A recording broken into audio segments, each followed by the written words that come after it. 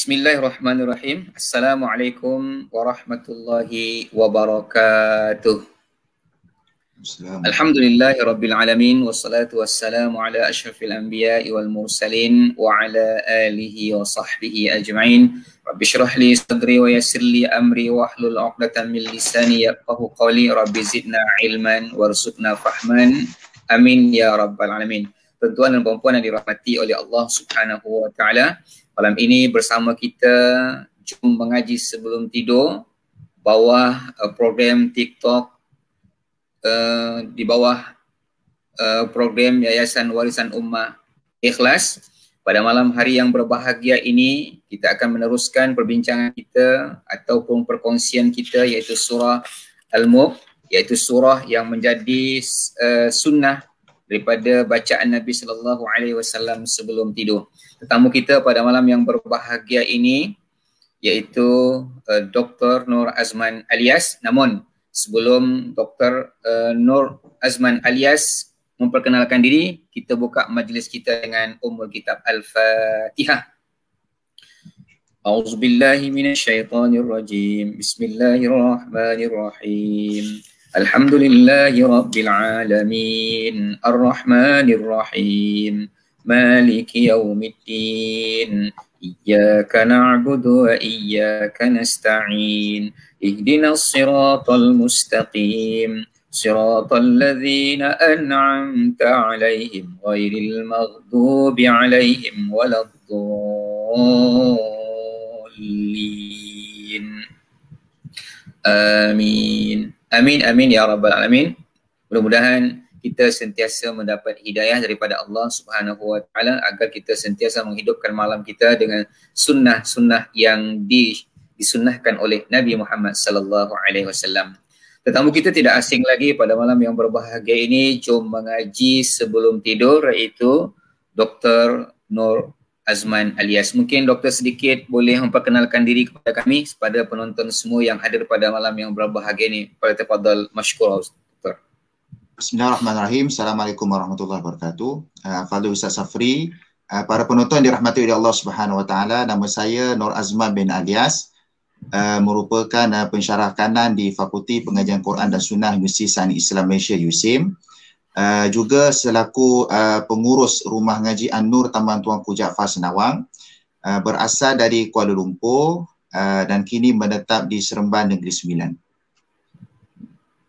Alhamdulillah, doktor adalah merupakan salah seorang lecturer di USIM dan juga sebagai penggerak rumah ngaji di Negeri Sembilan. Mudah-mudahan perjumpaan kami pada malam yang berbahagia ini dapat memberikan suntikan kepada kita agar kita sentiasa meletakkan Al-Quran di dalam hati kita sehingga Al-Quran itu menjadi pegangan dalam kehidupan kita. Mari sama-sama kita malam ini kita membaca surah Al-Mulk, iaitu daripada ayat yang pertama sampai ayat yang ke-30. Kemudian dalam pembacaan surah Al-Mulk ini kita akan bagi kepada dua bahagian, ayat pertama hingga sampai ayat yang ke-16. Ke-15 saya akan baca, kemudian disambung oleh Dr. Azman, iaitu daripada ayat 16 sampai ayat yang ke-30. Iaitu tuan-tuan dan puan dirahmati oleh Allah Subhanahu wa taala, mari sama-sama kita buka mushaf kita, iaitu pada muka surat 562.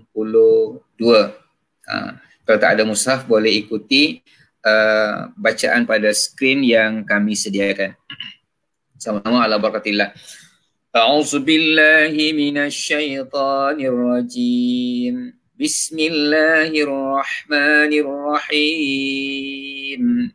Tabarakalladzi biyadihil mulku wa huwa ala kulli syai'in qadir.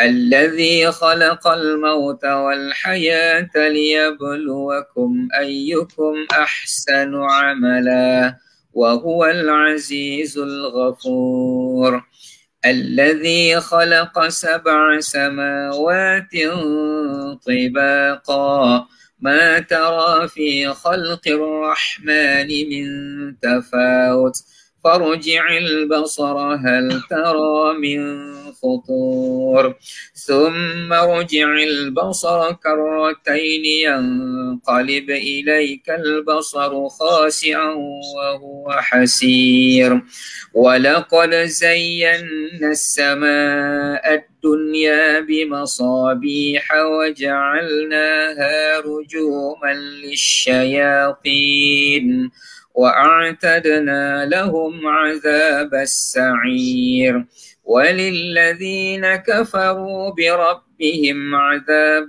جهنم وبئس المصير إذا ألقوا فيها سمعوا لها شهيقا وهي تفور تكاد تميز من الغيظ كلما ألقي فيها فوج سألهم خزنتها ألم يأتكم نذير قالوا بلى قد جاءنا نذير فكذبنا وقلنا ما نزل الله من شيء إن أنتم إلا في ضلال كبير وقالوا لو كنا نسمع أو نعقل ما كنا في أصحاب السعير فاعترفوا بذنبهم فسحقا لأصحاب السعير إن الذين يخشون ربهم بالغيب لهم مغفرة وأجر كبير وأسروا قولكم أو اجهروا به إنه عليم بذات الصدور ألا يعلم من خلق وهو اللطيف الخبير هو الذي جعل لكم الأرض ذلولا فامشوا في مناكبها وكلوا من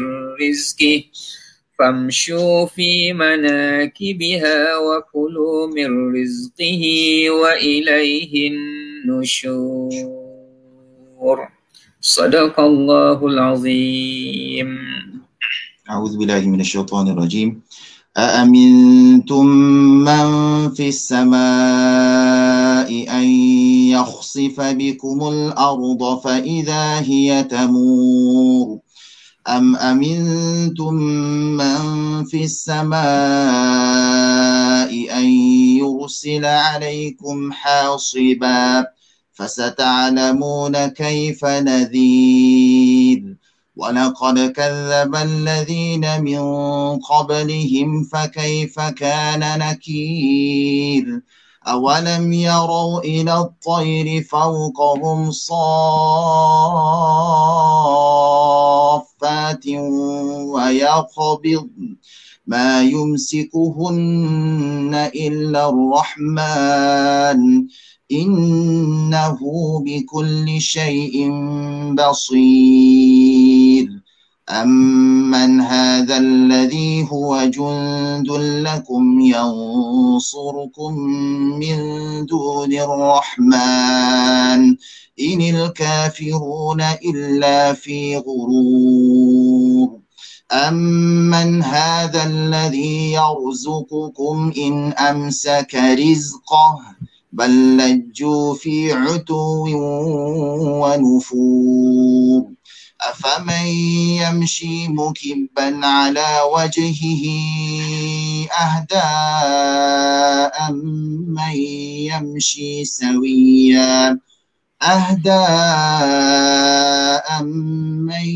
يمشي سويا على صراط مستقيم قل هو الذي أنشأكم وجعل لكم السمع والأبصار والأفئدة قليلا ما تشكرون قل هو الذي ذرأكم في الأرض وإليه تحشرون ويقولون متى هذا الوعد إن كنتم صادقين قل إنما العلم عند الله وإنما إنما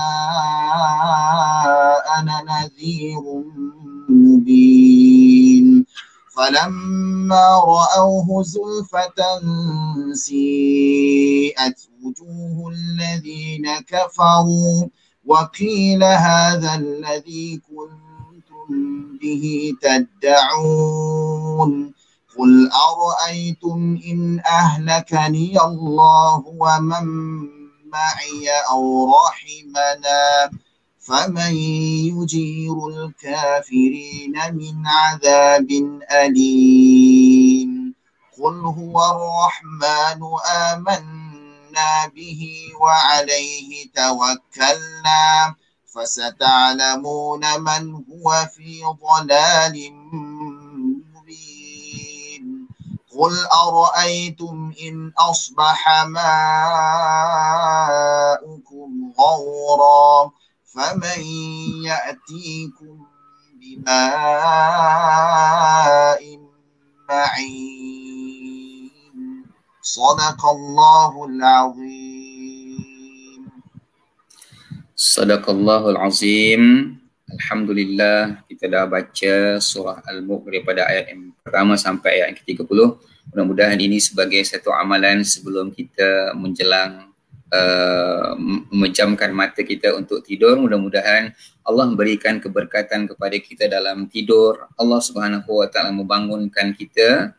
Kemudian Allah memberikan kelapangan dalam kehidupan kita sehingga kita tidur semula. Alhamdulillah, pada malam yang berbahagia ini kita akan membincangkan atau bertadabbur satu ayat daripada surah Al-Mulk, itu pada ayat yang ke-19. Allah Subhanahu wa taala berfirman, awalam yarau ila at-tayri fawqahum saffatin wa yaqbid ma yumsikuhunna illa ar-rahman innahu bikulli syai'in basir. Pada ayat ini Allah Subhanahu wa taala memerintahkan kita seakan-akan Allah Subhanahu wa taala menyuruh kita atau mempersoalkan kita, apakah kita tak nak melihat burung yang terbang, yang mengembangkan sayapnya dan menguncupkan sayapnya? Kemudian siapa yang memegang burung dekat sana? Kalau kapal terbang itu boleh terbang, dia ada enjin. Kemudian burung boleh terbang beribu-ribu batu sehingga mereka tidak ada satu pun kita lihat siapa yang memegangnya illa Ar-Rahman, kecuali kasih sayang Allah Subhanahu wa taala. Doktor, mungkin boleh doktor berkongsi sedikit tentang ayat yang menjadi fokus kita pada malam yang berbahagia ini, iaitu awalam yarau ila at-tayri fawqahum saffatin wa yaqbid ma yumsikuhunna illa ar-rahman innahu bikulli syai'in basir. Falyatafaddal ma'jura. Bismillahirrahmanirrahim. Alhamdulillahi ala ma yassarah min nashri manquli hurufil asharah thumma assalatu wassalamu sarmadi ala nabiyil mustafa Muhammadi wa alihi wa sahbihi wa man tala kitab rabbina ala ma anzala wa ba'du fal insanu laysa yashrufu illa bima yahfazuhu wa ya'rifu lidzalika kana hamilul qur'ani ashrafal ummati ulil ihsani Allahumma rabbi shrah li sadri wa yassir li amri wa hlul 'uqdatam min lisani yafqahu qawli amma ba'd. Al-Fadhil Ustaz Safri selaku moderator rancangan Jom Mengaji Sebelum Tidur pada malam ini, para penonton yang dirahmati oleh Allah Subhanahu wa taala. Terima kasih saya ucapkan kepada pihak penganjur rancangan Jom Mengaji Sebelum Tidur dan juga Yayasan Warisan Umat Ikhlas kerana menjemput saya pada malam ini untuk bersama-sama dengan tuan-tuan dan puan-puan para penonton sekalian. Mudah-mudahan Allah Subhanahu wa taala memelihara kita dengan asbab kita membaca surah Al-Mulk, menghayati dan juga mengamalkan tuntutan dalam surah Al-Mulk, insya-Allah. Tuan-tuan dan puan-puan dirahmati oleh Allah Subhanahu wa taala, sebelum kita masuk ke bilik, sebelum kita baring, sebelum kita beristirahat, salah satu daripada sunnah baginda Rasulullah sallallahu alaihi wasallam adalah mengamalkan bacaan surah Al-Mulk. Dulu kalau masyarakat Melayu kita ni terbiasa dengan satu surah. Sehingga kan orang Arab panggil surah tu surah Melayu. Ustaz Safri rasa surah apa tu? Surah apa Ustaz? Surah apa tu? Orang panggil surah Melayu. Kita buka Quran surah tak pernah jumpa pula surah. Tak pernah jumpa pula nama surah Melayu. Tapi sebabkan kita dah melazimi melazimi bacaan surah tu sampai orang Arab panggil ni surah Melayu ni. Rasa-rasa surah apa tu? Ini dekat mana Ustaz? Dekat mana tu? Mesir ke? Mesir.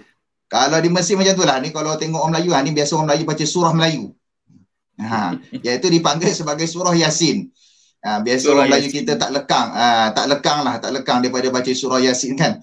Tapi namun alhamdulillah program seumpama ini mendekatkan masyarakat kita kepada surah-surah yang lain. Terutamanya salah satu daripada sunnah Nabi SAW iaitu membaca surah Al-Mulk sebelum tidur. Jadi kalau kita bandingkan ya antara surah Yasin yang dah kita biasa baca ni, jumlah ayat dia berapa jumlah ayat surah Yasin?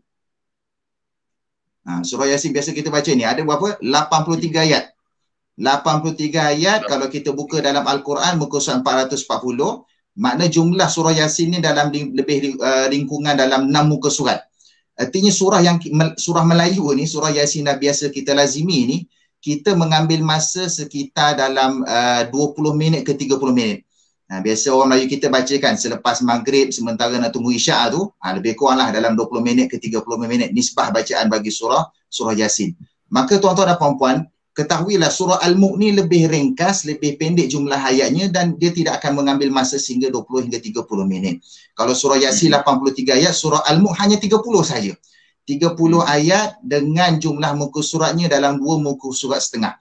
Mana kalau kita nisbahkan satu muka surat itu dalam 4 minit, mana bacaan kita dalam 10 minit sahaja insya-Allah kita boleh amalkan, kita istiqamah, kita bacanya sebelum kita tidur. Kenapa? Kerana sebenarnya terdapat pelbagai kelebihan mengamalkan bacaan surah Al-Mulk ni sebelum tidur. Antaranya sudi untuk saya kongsikan bersama tuan-tuan dan puan-puan pada malam ini, iaitu dalam satu hadis Nabi SAW gambarkan dalam hadis yang bertaraf hasan yang direkodkan oleh Al-Imam At-Tirmizi rahimahullah. Qala Rasulullah SAW, inna suratan minal Qur'ani 30 ayat syafa'at li rajulin hatta ghufira lahu wa hiya suratu tabarakalladzi biyadihil mulk. Maksudnya adalah sesungguhnya dalam Al-Quran itu ada satu surah yang mengandungi 30 ayat. Nabi kata surah ini akan meminta syafaat bagi orang yang membacanya sehinggalah diampunkan dosanya, iaitu surah Tabarakalladzi biyadihil mulk. Kata Al-Imam Al-Munawi rahimahullah dalam kitab Faidul Qadir, kata Imam Al-Munawi, sesungguhnya orang yang sentiasa melazimi membaca surah Al-Mulk ini, maka surah ini pada hari kiamat akan sentiasa berterusan memohon syafaat kepada Allah Subhanahu wa taala sehinggalah lelaki yang membacanya itu diampunkan dosa. Subhanallah. Macam mana tu Ustaz? Mana selagi mana Allah tak nak ampunkan dosa, selagi itulah surah Al-Mulk akan jadi peguam bela kita. Selagi mana Allah tidak memberi rahmat kepada kita pada hari kiamat, surah Al-Mulk akan sentiasa bersama dengan kita, mempertahankan kita, memohon ihsan syafaat daripada Allah sehinggalah kita diampunkan dosa oleh Allah Subhanahu wa taala. Besarnya fadilat bagi mereka yang mengamalkan, memperuntukkan sedikit saja waktu 10 minit. Kadang-kadang mungkin kalau kita dah biasa baca tak sampai pun 10 minit. Mungkin dalam kurang daripada 10 minit. InsyaAllah mudah-mudahan kita mengamalkan bacaan surah Al-Mulk ni, Allah catat nama kita di kalangan mereka yang mendapat syafaat dengan mengamalkan bacaan surah Al-Mulk. Tuan-tuan dan puan-puan dirahmati oleh Allah Subhanahu wa taala. Antara peranan ataupun tugas yang diamanahkan oleh Allah Subhanahu wa taala kepada Rasulullah sallallahu alaihi wasallam ialah membacakan ayat Al-Quran dan mengajarkan kefahamannya. Perkara ini Allah rekodkan dalam suratul Jumu'ah ayat yang kedua, juzuk yang ke-28. A'udzubillahi minasyaitonirrajim. Huwallazi ba'atha fil ummiyina rasulan minhum yatlu 'alaihim ayatihi wa yuzakkihim wa yu'allimuhumul kitaba wal hikmata wa in kanu min qablu la fi dhalalin mubin. Maksudnya dialah yang mengutuskan kepada kaum yang buta huruf al-ummi, kaum yang tidak boleh membaca, seorang rasul di antara mereka yang membacakan. Yang pertama, peranan Nabi adalah membacakan ayat-ayat Allah kepada mereka. Yang kedua, peranan Rasul adalah mensucikan, membersihkan mereka. Yang ketiga, mengajarkan mereka kitab, yakni Al-Quran, dan hikmah, yakni As-Sunnah. Dan sesungguhnya mereka sebelum ini adalah benar-benar dalam kesesatan yang nyata. Artinya ada dua elemen yang saya nak nyatakan pada malam ini, iaitu membaca dan memahami kena bergerak secara seiring. Kalau kita baca saja tanpa kita menghayati makna Al-Quran, maka ketahuilah bahawasanya orang munafik pun baca Quran. Orang munafik pun baca Quran. Masya Allah, silat-silat ibu dah lagi sedap daripada kita. Namun begitu, bacaan itu tidak sampai ke dalam jiwa kita, tidak sampai kepada hati mereka. Ini yang kita tak nak. Maknanya bila kita baca Quran, kena ada unsur tadabbur, memahami apa yang dinyatakan oleh Allah Subhanahu Wa Taala menerusi kalam Allah. Kalimah tadabbur ni sendiri dalam Al-Quran, Allah sebut secara langsung ada 4 tempat. Yang unik yang Ustaz Safri dan para penonton sekalian, 3 tempat dalam Al-Quran perkataan tadabbur tu bukan untuk orang mukmin. Sebagai contoh dalam surah An-Nisa ayat 82, Allah kata afala yatadabbarunal Quran walau kana min indi ghairillah lawajadu fihi ikhtilafan katsira. Surah Muhammad ayat 24 afala yatadabbarunal Quran am ala qulubin aqfaluha. Surah Al-Mu'minun afalam yadabbarul qawla am ja'ahum ma lam ya'ti aba'ahumul awwalin. 3 tempat yang menyebut kalimah tadabbur ni kesemuanya rujuk kepada orang kafir Quraisy, merujuk kepada orang yang kufur. Jadi persoalannya adalah kenapa Allah sebut tadabbur tetapi khusus kepada golongan tak beriman. Sepatutnya bila sebut tadabbur orang beriman lah. Tetapi bila Allah guna lafaz 3 tadabbur ini kepada orang tidak beriman, salah satu hikmahnya adalah kerana sifat asal orang beriman itu sememangnya membaca dan tadabbur. Itu sifat orang mukmin. Maknanya sebab Allah tak sebut secara khusus kerana orang mukmin tak boleh nak lari daripada 2 sifat penting ini, iaitu membaca, di samping itu menghayati, yakni tadabbur akan makna ayat yang dibacakan itu. Maka Allah sebut dalam tempat yang keempat, ayat ini khusus tadabbur untuk orang beriman, iaitu surah Shad ayat ke-28. A'udzubillahi minasyaitonirrajim. Kitabun anzalnahu ilaika mubarakun liyadabbaru ayatihi wa liyatadhakkara ulul albab. Maka dapat difahami bahawa konsep tadabbur ini adalah suatu tuntutan.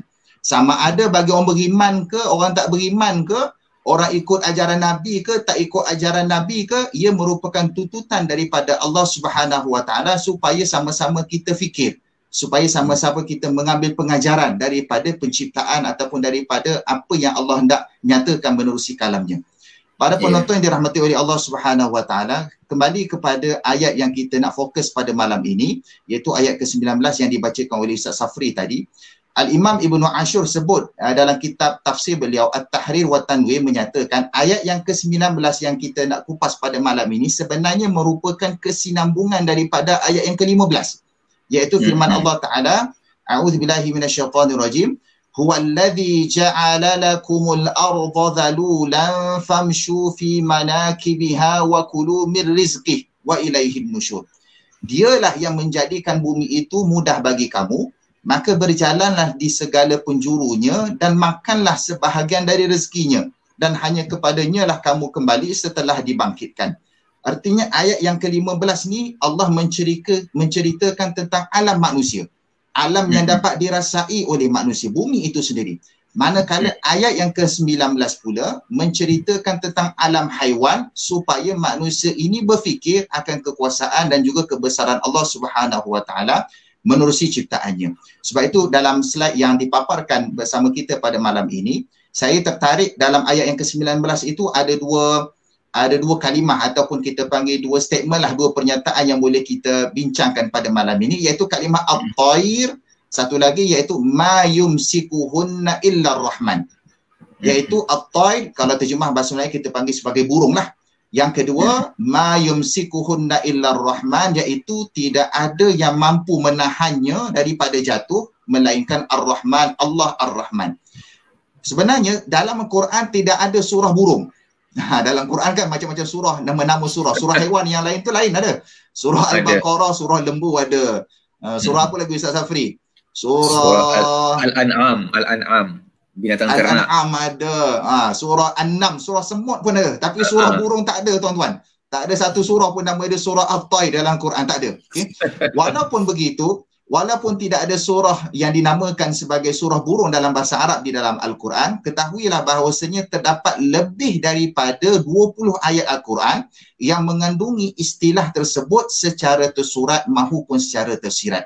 Sebab bila kita lihat kepada penyebutan ayat-ayat berkaitan tentang burung ni, ada ayat-ayat yang menceritakan tentang kelakuan burung itu sendiri, dan ada yang selebihnya menggalakkan manusia supaya berfikir secara hikmah di sebalik ciptaan Allah Subhanahu wa taala. Saya sebenarnya tertarik dengan satu kajian yang dilakukan oleh seorang warga barat, John R. Nelson, dalam buku beliau iaitu The Life of Birds, Nervous System, Olfaction, Optics and Hearing. Kajian beliau menunjukkan bahawasanya burung ni dia dapat merentas jarak yang begitu panjang yang tidak mungkin dilakukan oleh pilot. Pilot yang terbaik tanpa isyarat, tanpa statistik, tanpa penta, tanpa Waze, semua tak boleh buat. Burung boleh buat. Subhanallah.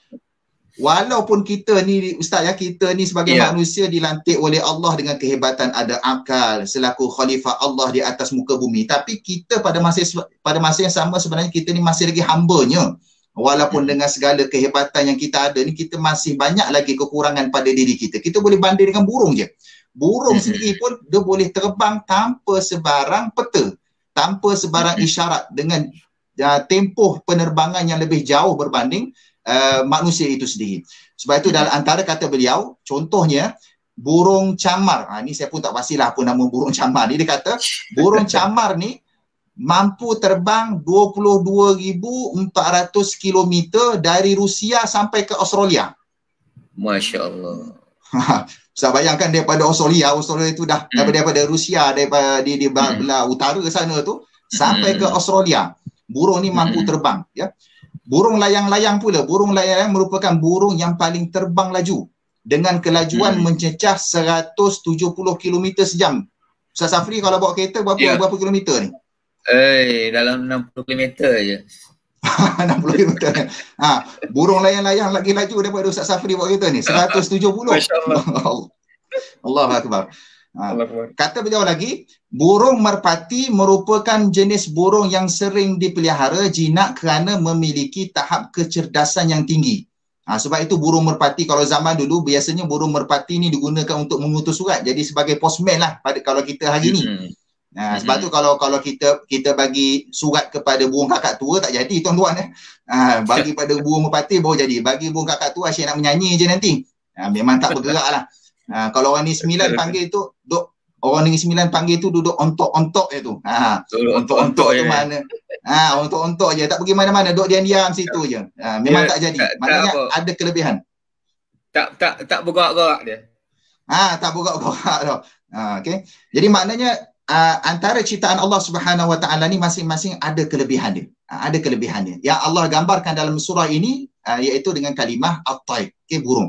Sebenarnya hakikatnya Allah Subhanahu Wa Taala sebut burung ni secara langsung kepada kita menerusi kisah para nabi.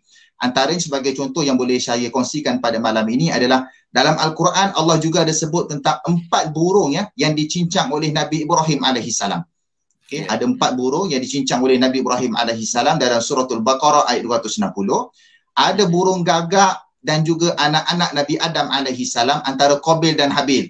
Dalam surah Al-Maidah ayat 31. Kemudian ada juga tanah liat yang ditiup lalu menjadi burung. Nabi Isa tiup, salah satu daripada mukjizat Nabi Isa alaihissalam, baginda membentukkan burung daripada tanah liat, tiup akhirnya jadi burung, hidup burung tu. Allah gambarkan dalam surah Al-Maidah ayat 110.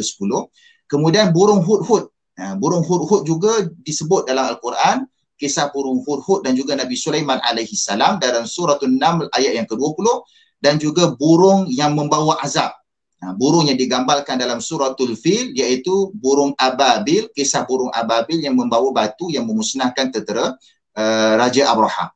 Sebab itu tuan-tuan dan puan-puan dirahmati oleh Allah Subhanahu Wa Taala, apabila kita tadabbur kembali ayat 19 surah Al-Mulk ni, sebenarnya ia merupakan inzar, merupakan peringatan daripada Allah Subhanahu Wa Taala buat masyarakat Quraisy ketika itu menerusi kisah burung yang disebutkan. Al-Imam Abu Hayyan Al-Andalusi rahimahullah dalam kitab tafsir beliau Al-Bahrul Muhit menyatakan ayat 19 ini merupakan peringatan daripada Allah untuk kufar Quraisy akan azab yang pernah menimpa nenek moyang mereka dahulu kala, iaitu kisah tentera bergajah Abraha yang dikalahkan oleh sekumpulan burung ababil dengan kekuasaan Allah. Jadi bila Allah sebut lagi perkataan burung tu supaya generasi cicit, cucu cicit mereka ni teringat, oh dulu nenek moyang aku pernah diazab oleh Allah dengan burung juga. Jadi bila disebut lagi burung tu supaya mereka mengambil pengajaran daripada kisah yang menimpa kepada sejarah mereka, nenek moyang mereka. Maka Allah Subhanahu Wa Taala sebutkan perkara ini supaya mereka tidak melakukan lagi syirik, kembali kepada ajaran yang diajar oleh baginda Rasulullah sallallahu alaihi wasallam. Saya tertarik daripada perkataan burung tu.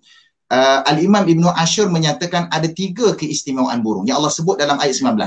Yang pertama kalimah fauqahum, yang kedua kalimah safat, yang ketiga kalimah wayaqbirn. 3 kalimah ni kata Imam Ibnu Ashur merupakan 3 keistimewaan burung. Yang pertama fauqahum. Fauqahum ni kalau kita lihat kepada terjemahan artinya berada di atas mereka. Maksudnya burung itu berada di atas manusia. Allah menggambarkan bahawasanya kesemua ciptaan Allah hakikatnya berada di tanah. Tak kisahlah burung ke, manusia ke, haiwan melata ke, apa saja ciptaan Allah sebenarnya berada di atas anak. Namun begitu apabila burung terbang ke langit, maka ia berpindah daripada fitrah semula jadi yang berada di tanah kepada fitrah ajaib, iaitu berada di langit. Maknanya dalam banyak-banyak ciptaan Allah, tak ada pun satu makhluk yang boleh berada di atas melainkan burung. Ustaz Safri boleh sebut ke satu haiwan yang boleh terbang selain daripada burung? Tak boleh Ustaz. Saya tak pernah tengok gajah terbang. Saya tak pernah tengok lagi lah. Gajah terbang ke tak pernah tengok. Kambing terbang pun tak pernah tengok lah. Okay. Sembang terbang adalah orang sembang terbang kan. Sembang lebih kan. Tapi tak pernah tengok. Kita semua tak pernah tengok tuan-tuan dan puan-puan. Melainkan burung saja. Burung saja satu-satunya ciptaan Allah, makhluk Allah yang boleh berada luar daripada fitrah semula jadi kepada fitrah ajaib, iaitu berada di langit. Itu satu keistimewaan burung yang Allah gambarkan menerusi kalimah fauqahum. Yang kedua kalimah safat. Safat ni kalau lihat kepada terjemahan artinya burung yang Allah cipta ni boleh mengembangkan sayap.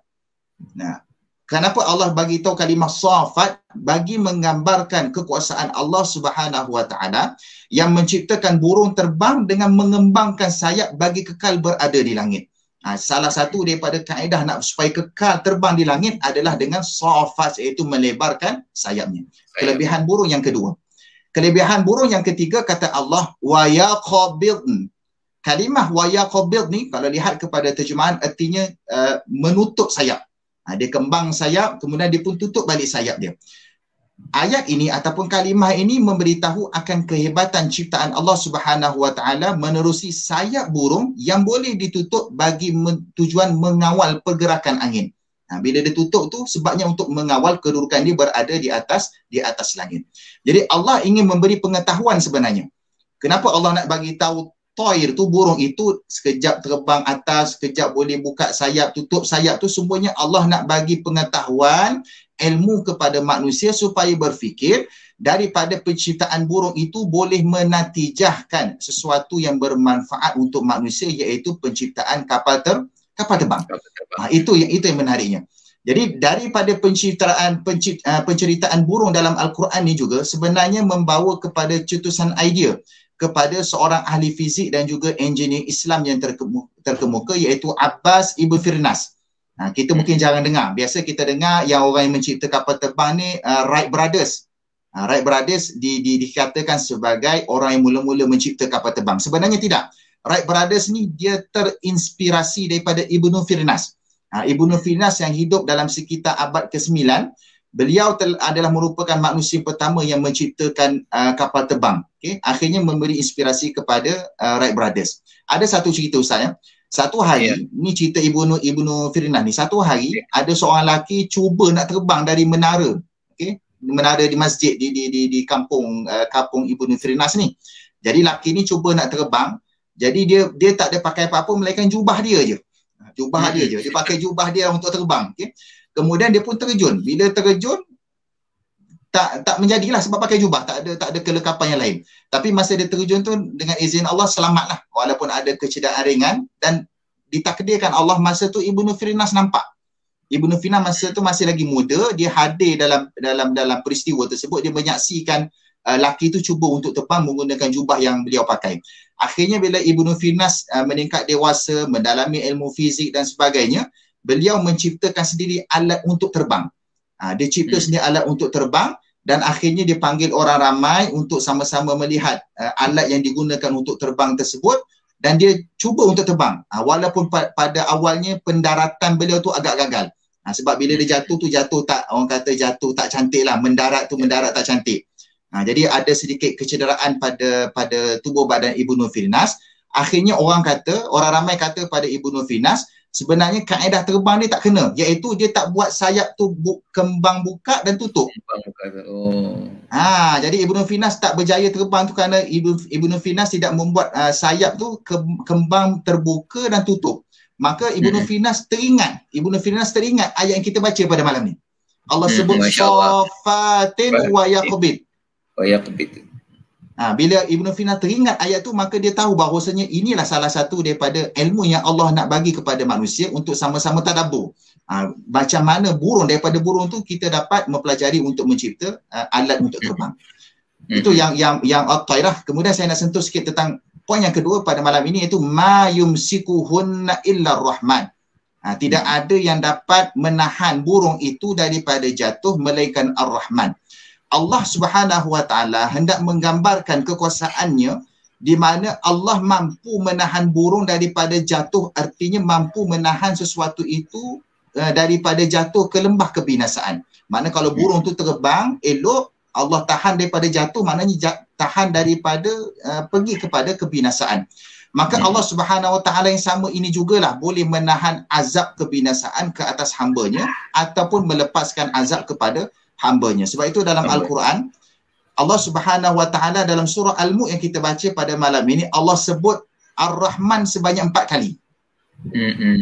Dalam surah yang sama Allah ulang 4 kali. Banyak kali Allah ulang perkataan Ar-Rahman. Berbanding ayat yang sama, tapi Allah sebut Allah. Allah sebut lafaz Allah. Sebagai contoh, saya baca dalam suratul Nahl ayat 79. A'udzubillahi minasyaitonirrajim. Alam yarau ila tayri musakhkharatin fi jawis sama'i ma yumsikuhunna illallah. Apakah mereka tidak melihat kepada burung elok terbang di udara langit, tidak ada yang menahannya melainkan Allah. Kenapa dalam surah An-Nahl ayat yang sama, konsepnya seperti ayat surah Al-Mulk yang kita kupas pada malam ini, Allah guna Allah, ma yumsikuhunna illallah. Tapi dalam surah Al-Mulk yang kita baca pada malam ini, Allah guna ma yumsikuhunna illa Rahman. Apa beza perkataan Allah dalam surah yang lain? Apa beza perkataan Ar-Rahman yang Allah guna dalam surah Al-Mulk? Allah guna perkataan Ar-Rahman dalam surah Al-Mulk ini adalah bagi memberitahu sifat Allah yang maha pemurah terhadap hambanya, sama ada yang beriman mahupun yang kufur. Maka penyebutan sifat Ar-Rahman ini yang dikaitkan pula dengan kalimah basir selepasnya. Innahu bikulli syai'in basir. Iaitu basir ini dalam terjemahan bahasa Melayu maksudnya maha melihat. Allah yang maha melihat. Supaya apa? Supaya manusia sentiasa beringat bahawa di sebalik pemurahnya Allah itu, ingat Allah juga maha memerhati. Kadang-kadang kita terlepas pandang. Kita mengharapkan redha Allah, tapi pada masa yang sama kita lupa bahawasanya Allah itu maha mengingati, memerhati, maha mengetahui tindak tanduk ataupun perilaku yang dilakukan oleh hamba-hamba Allah. Allah sebut basir itu menunjukkan bahawasanya pandangan Allah lebih tajam daripada pandangan burung. Dia ada hubung kait itu antara basir dengan at-tay dia tadi. Burung tadi tu, dia ada kaitan tu. Mana Allah nak bagi tahu, wahai manusia, hati-hati di sebalik pemurahnya aku ni, ingat aku ni melihat. Aku ni maha melihat, maha mengetahui tindak tanduk hamba-hamba aku, kata Allah. Pandangan Allah lebih tajam daripada pandangan burung. Kata Nelson tadi, Ustaz Safri Nelson tu kata sebenarnya burung ni dia mempunyai sensor penglihatan yang amat tajam. Sebagai contoh burung helang mempunyai daya penglihatan 10 kali lebih baik dari manusia. Masya Allah. Mana kalau saya ni pun dah pakai spek dah ni. Ustaz Safri pun dah boleh pakai spek kan. Sama sama dah tak berapa nak nampak. Mana kalau manusia yang maksudnya kalau orang yang tak pakai spek mata ni, burung tu lebih hebat daripada mereka. 10 kali ganda. Lebih hebat daripada manusia yang tidak memakai spek mata sebagai contoh. Burung helang ni boleh melihat tikus dalam jarak 1 kilometer dari udara. Masya Allah. Dia terbang, burung helang terbang kat udara tu, dia boleh nampak tikus. Kita tikus cari kat dapur pun tak jumpa-jumpa kan. Dengan bunyi nak halau tikus, tak jumpa tikus kat dapur, mana pergi tikus, dengan bunyi je. Tapi burung helang, Masya Allah, kehebatan, tajamnya mata burung helang dapat melihat tikus yang sekecil tu yang berada di bumi. Burung helang berada di langit dalam jarak lebih kurang 1 kilometer dari udara. Maka di sebalik kebanggaan ini, Allah nak nyatakan bahawasanya kita selaku khalifah atas muka bumi ni, sebenarnya di luar sana masih banyak lagi makhluk Allah yang lain. Baik yang burung, lebih hebat ya. Yang lebih hebat, baik burung dan juga haiwan melata yang lain yang Allah ciptakan dengan keistimewaan tertentu, dengan kelebihan tertentu yang jauh lebih hebat daripada manusia. Mudah-mudahan daripada sedikit perkongsian ni kita nampak bagaimana Allah Subhanahu Wa Taala maha besar, maha agungnya Allah, maha hebatnya Allah. Di samping Allah nak bagi ilmu kepada kita, Allah juga memberi peringatan kepada kita supaya menjadikan burung itu sebagai salah satu daripada suri tauladan kita, supaya kita tunduk tawaduk di hadapan kebesaran Allah Subhanahu Wa Taala. Setakat itulah sedikit sebanyak perkongsian pada malam ini, mudah-mudahan memberi manfaat kepada kita semua, insya-Allah. Masya Allah, Fadilatul Doktor. Alhamdulillah, tentang ilmu perkongsian sangat hebat.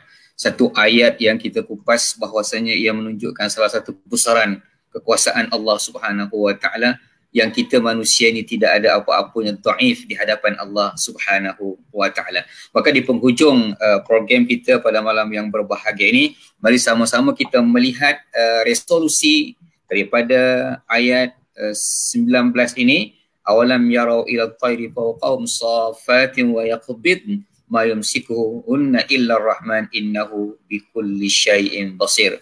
Sama-sama kita perhatikan apa resolusi daripada ayat 19 ini. Mungkin doktor boleh ulas sedikit resolusi ayat ini agar ia menjadi satu pegangan kepada kita sebagai seorang ayah, sebagai ketua keluarga, sehingga kita dapat membawa ahli keluarga kita memahami konsep Al-Quran, sehingga dapat membawa satu keluarga masuk syurga bersama-sama. Fadhal Ustaz.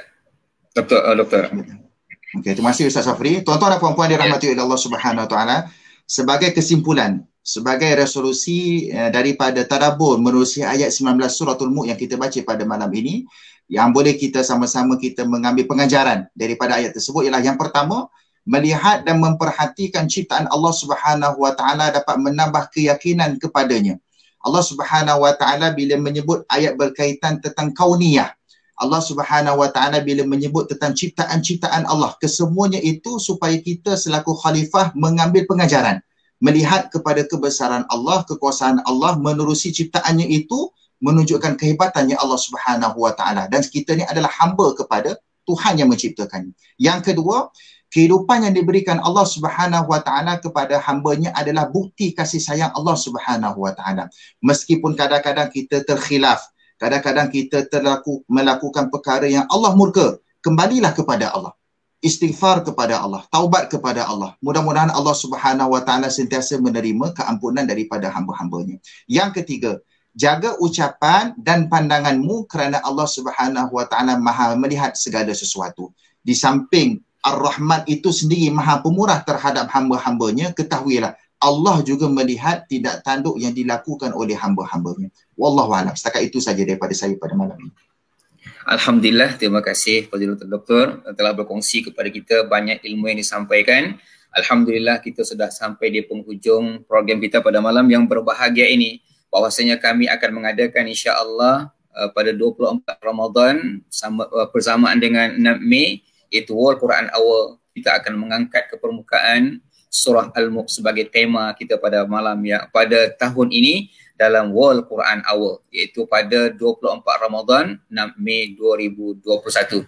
Kemudian program-program yang dibawa oleh Yayasan Warisan Umat Ikhlas ini merupakan salah satu tabung gerakan Al-Quran, iaitu salah satu dia My Quran Time, akan dilancarkan juga My Hadis Time, Wacana Al-Quran, Soul Fitness, kemudian Majlis Ayah, TikTok bersama Ngopi bersama Ayah, dan berbagai-bagai lagi program yang akan cetuskan melalui tabung gerakan Al-Quran. Sesiapa di antara tuan-tuan dan puan-puan yang dirahmati oleh Allah Subhanahu Wa Taala untuk memberikan sumbangan kepada gerakan tabungan Quran ini pada nombor yang tertera di skrin kita punya handphone, laptop kita, iaitu Yayasan Warisan Ummah Ikhlas Foundation, ataupun di talian hotline 019-380-3635. Alhamdulillah, pada malam yang berbahagia ini, terima kasih kita ucapkan kepada Fadilatul Dr. Nur Azman Alias. Kemudian sebelum kita mengakhiri pertemuan kita malam yang berbahagia ini, saya mempersilahkan kepada Fadilatul Doktor untuk membacakan doa sebelum kita beradu di tempat tidur kita ini. Tafadhal, Doktor. A'udzubillahi samil alim minasyaitonir rajim. Bismillahirrahmanirrahim. Alhamdulillahirabbil alamin wassalatu wassalamu ala sayyidil anbiya'i wal mursalin wa ala alihi wa sahbihi ajma'in. Allahumma inna nas'aluka min khairi ma sa'alaka minhu 'abduka wa rasuluka Muhammadun sallallahu alaihi wasallam wa na'udzu bika min syarri ma 'adza bihi 'abduka wa rasuluka Muhammadun sallallahu alaihi wasallam. Allahumma inna nas'aluka minal khairi kullih 'ajilihi wa ajilihi ma 'alimna minhu wa ma lam na'lam wa na'udzu bika minasy syarri kullih 'ajilihi wa ajilihi ma 'alimna minhu wa ma lam na'lam. Allahumma inna nas'aluka minal jannah wa ma qarraba ilaiha min qawlin aw amal wa na'udzu bika minan nar wa ma qarraba ilaiha min qawlin aw amal. Allahumma ij'al jam'ana hadha jam'an marhuma wa tafarruqana min ba'dihi tafarruqan ma'suma wa la taj'al Allahumma fina wa la man yatba'una shaqiyyan wa la matrudan wa la mahruma. Rabbana atina fid dunya hasanah wa fil akhirati hasanah wa qina adzaban nar. Wa sallallahu ala nabiyyina Muhammad wa ala alihi wa sahbihi wa baraka wa sallam. Walhamdulillahi rabbil alamin. Alhamdulillah, amin amin ya rabbal alamin. Mudah-mudahan doa kita dikabulkan oleh Allah Subhanahu Wa Taala. Kita tidur dalam keadaan lena, kita tidur dalam keadaan tenang, kita dibangkitkan oleh Allah Subhanahu Wa Taala. Wa ilaihin nusyur, kita bangun dalam keadaan sihat dan walafiat. Maka berakhirlah program Jom Mengaji Sebelum Tidur ini. Maka kita tutup majlis kita dengan tasbih kifarah dan surah Al-Asr. Bismillahirrahmanirrahim. Subhanakallahumma bihamdika asyhadu an la ilaha illa anta wa nastaghfiruka wa natubu ilaik. Bismillahirrahmanirrahim. Wal 'asr innal insana lafi khusr illa alladhina amanu wa 'amilus solihat wa tawassaw bil haqq wa tawassaw bis sabr. Jazakumullahu khairan Fadilatul Doktor. Insyaallah kita akan bertemu semula. Billahi taufik wal hidayah. Assalamualaikum warahmatullahi wabarakatuh. Assalamualaikum warahmatullahi wabarakatuh.